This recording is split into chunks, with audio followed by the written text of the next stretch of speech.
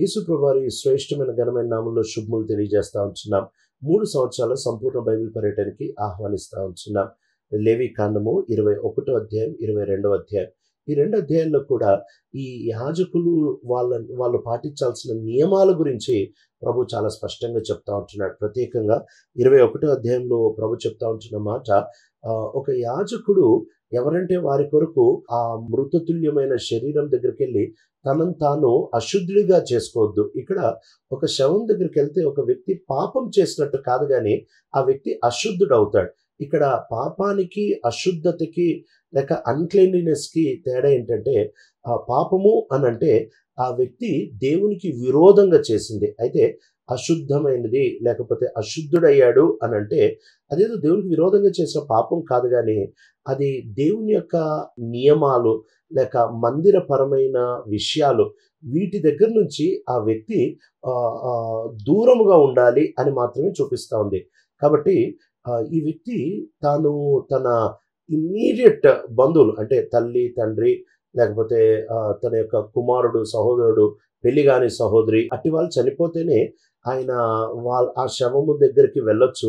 ఒక దినమంతా ఆయన అపవిత్రుడుగా ఉంటాడు. అంటే ఏ పరిచర్య చేయడానికి వీల్లేదు, మందిరం దగ్గరికి రావడానికి, మందిరం లోపలికి రావడానికి వీల్లేదు. కనుక ఈ ప్రాముఖ్యమైన విషయాన్ని ప్రభు చాలా స్పష్టంగా చెబుతా ఉంటున్నాడు. ఒక ప్రధాన యాజకుడి దగ్గరికి వచ్చేటప్పటికైతే ఆయన మీద అభిషేక తైలం ఉంటుంది కాబట్టి ఆయన అమ్మా నాన్న చనిపోయినా కూడా వెళ్ళకూడదు అని చెప్తా ఉంటున్నారు. ఎందుకంటే వీళ్ళకి యాజకత్వం అసలు ఎందుకు వచ్చింది అని గనక మనం వెనక్కి చూస్తే, ఎందుకు లేవి గోత్రానికి దేవుడు యాజకత్వం ఇచ్చాడు అని అంటే, బంగారు దూడ తయారు చేసిన ఆ సన్నివేశంలో మోషే చెబుతా వచ్చాడు, ఎవరైతే యెహోవా పక్షంగా ఉన్నారో వాళ్ళు నా దగ్గరికి రండి అని అంటే లేవీలందరూ మోషే దగ్గరికి వచ్చారు. అప్పుడు దేవుడు మోషే ద్వారా చెప్తా వచ్చిన మాట, లేక మోషే వారికి ఇచ్చిన ఆజ్ఞ, మీరు మీ సొంత సహోదరులని, మీరు మీ ఇరుగు పొరుగు వారిని, స్నేహితుల్ని చంపండి అని చెప్తా వచ్చారు విగ్రహారాధన చేసినందుకు. కనుక వీళ్ళు వెళ్ళి సొంత సహోదరులు, సొంత స్నేహితులు, సొంత ఇరుగు పొరుగు వారు, ఆఖరికి వాళ్ళ పిల్లల్ని కూడా వాళ్ళు నిర్దాక్షిణ్యంగా చంపుతా వచ్చారు. కాబట్టి వీళ్ళకి యాజకత్వం రావడానికి గల కారణం ఏంటి అని అంటే, వీళ్ళు దేవునికి అత్యున్నతమైన ప్రాధాన్యత ఇచ్చారు కాబట్టి దేవుడు వీళ్ళకి యాజకత్వం ఇస్తా వచ్చాడు. కాబట్టి దేవుడు వీళ్ళకి ఇలాంటి కారణం బట్టి యాజకత్వం ఇచ్చాడు కాబట్టి దీన్ని వాళ్ళు జీవితాంతం కొనసాగించుకోవడం చాలా అవసరం. పరిచర్య వెనకాల కారణము దేవునికి వాళ్ళు ఇచ్చిన ప్రాధాన్యత. కనుక ప్రభు ఈ విషయాన్ని మరలా వాళ్ళకు గుర్తు చేస్తూ ఉంటున్నాడు. మీకు ఆ పరిచర్య వచ్చిందే మీరు నాకు ప్రాధాన్యత ఇచ్చినందుకు, కనుక పరిచర్య కొనసాగింపులో కూడా మీరు నా మాట వినాలి, మీరు నేను చెప్పినట్టు చేయాలి, మీరు నా మాటలకి లోబడి మీరు ఏమాత్రము కూడా మిమ్మల్ని మీరు వివాహం బట్టి ఎవరికైతే బంధువులు అవుతా వచ్చారో, అంటే వివాహమును బట్టి బంధువులు ఎవరైతే అవుతా వచ్చారో అట్టి వారి కొరకైతే వాళ్ళు ఎంత బంధువు అయినా కూడా మీరు మీ పరిచర్య మానేసి వెళ్ళొద్దు అని ప్రభు చాలా స్పష్టంగా చెప్తా ఉంటున్నాడు. అంతేకాకుండా ఆయన వివాహాల గురించి కూడా మాట్లాడుతూ ఉంటున్నాడు.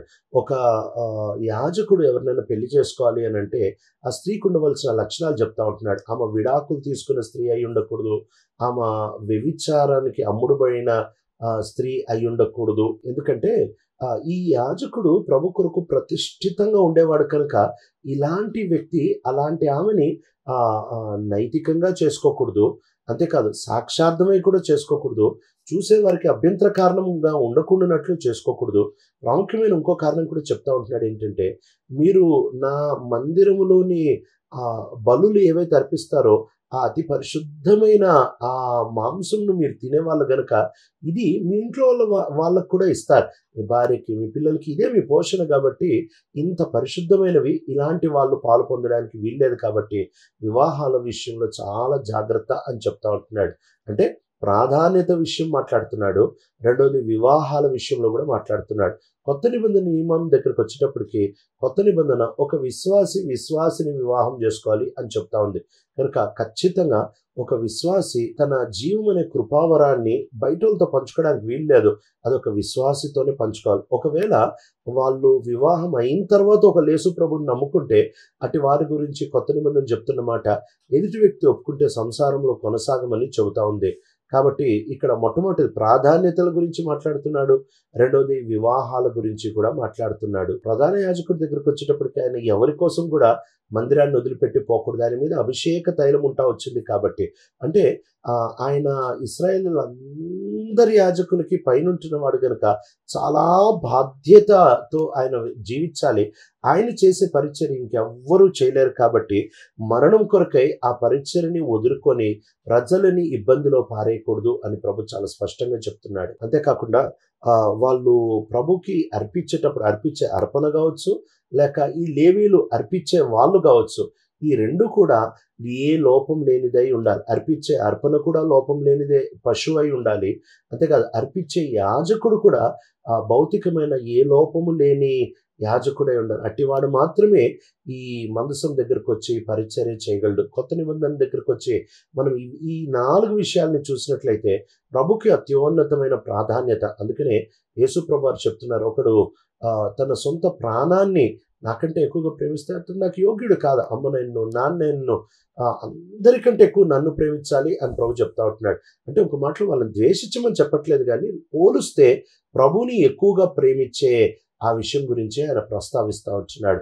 అంతేకాకుండా రెండవది వివాహాల విషయంలో కొత్త నిబంధనకు వచ్చేటప్పటికి ఒక పెద్ద కావచ్చు, లేకపోతే ఒక సంఘ పరిచారకుడు కావచ్చు, ప్రభు వివాహం గురించి చాలా స్పష్టంగా మాట్లాడుతూ ఉంటున్నాడు. వాళ్ళు వివాహం విషయంలో ఏకపత్ని పురుషుడై ఉండాలి. వాళ్ళు చక్కగా కుటుంబ జీవితాన్ని సాగించగలిగిన వారే ఉండాలి. మాదిరి కలిగిన పిల్లల్ని పెంచగలిగిన వారే ఉండాలి.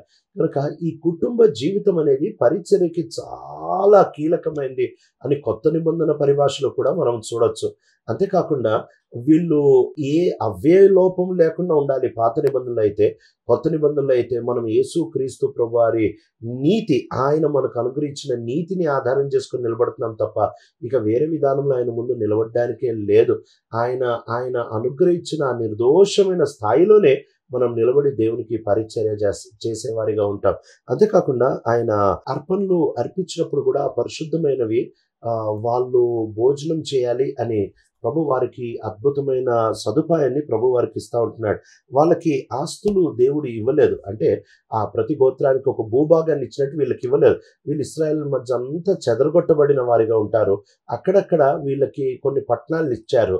ఆ పట్టణాలు ఆశ్రయపురాలుగా ఉంటున్నాయి. అంటే వీళ్ళని దేవుడు తన కొరకు ప్రత్యేకపరుచుకున్న గోత్రం కాబట్టి ఈ గోత్రము ఈ 4 విషయాల్లో చాలా జాగ్రత్తగా బ్రతకాలి. ప్రాధాన్యత ఇచ్చే విషయంలో అన్నిటికంటే ప్రభుకి అత్యున్నతమైన ప్రాధాన్యత ఇచ్చేవారికి ఉండాలి. ఎందుకంటే వాళ్ళకి యాజకత్వం వచ్చింది కూడా ఆ కారణం బట్టే. రెండవది, వాళ్ళ వివాహాల విషయంలో చాలా జాగ్రత్తగా ఉండాలి. కొత్త నిబంధనలు విశ్వాసిని వివాహం చేసుకోవాలి. కానీ పాత నిబంధనలు ఒక ప్రధాన యాజకుడైతే కన్యకనే చేసుకోవాలి. ఒకవేళ ఆయన యాజకుడైతే ఆయన విడాకులు తీసుకున్నామని చేసుకోకూడదు, వేశ్యని చేసుకోకూడదు. కానీ చాలా ప్రతిష్ఠితంగా ఉండేవారిని చేసుకోవాలి. ఎందుకంటే వాళ్ళు ప్రభు యొక్క భోజనంలో పాలు పొందుతారు. వాళ్ళు మాదిరి కలిగిన జీవితం చాలా అవసరం. కనుక కుటుంబ జీవితం బాగలేకుండా దేవుని యొక్క పరిచర్యలో వాళ్ళకి ఏ పాలు లేదు అని పాత కొత్త నిబంధనలు ఎలుగెత్తి చెప్తా ఉంటున్నాయి. అంతేకాకుండా రహస్యంగా ఏ లోపం కూడా వారిలో ఉండడానికి వీలు లేదు. పాత నిబంధనలు అయితే భౌతికమైన లోపం ఉండకూడదు. ఎందుకంటే వాళ్ళు భౌతికమైన పనులు చేసేవారిగా ఉంటారు. బళ్ళు అర్పిస్తారు. చాలా కష్టంతో కూడిన పని. ఒక పశువుని చంపడం, దాన్ని కాలుస్తూ ఉండడం అంత సులువైన పని కాదు. అయితే కొత్త నిబంధనలు మనం ఆత్మీయమైన బళ్ళు అర్పిస్తున్నాం కాబట్టి ఆత్మీయంగా నిర్దోషమైన వారిగా ఉండాలి. అప్పుడు మాత్రమే ఆయన ఏట మనం యోగ్యమైన పరిచర్య చేయగలం. ప్రియ తండ్రి, నమ్మకమైన దేవా, నీకు నచ్చే పరిచర్య మేము చేసే కృపను అనుగ్రహిస్తున్నామని యేసు ప్రభు మా రక్షకుడి నామములో అడుగుతున్నాం తండ్రి. ఆమేన్.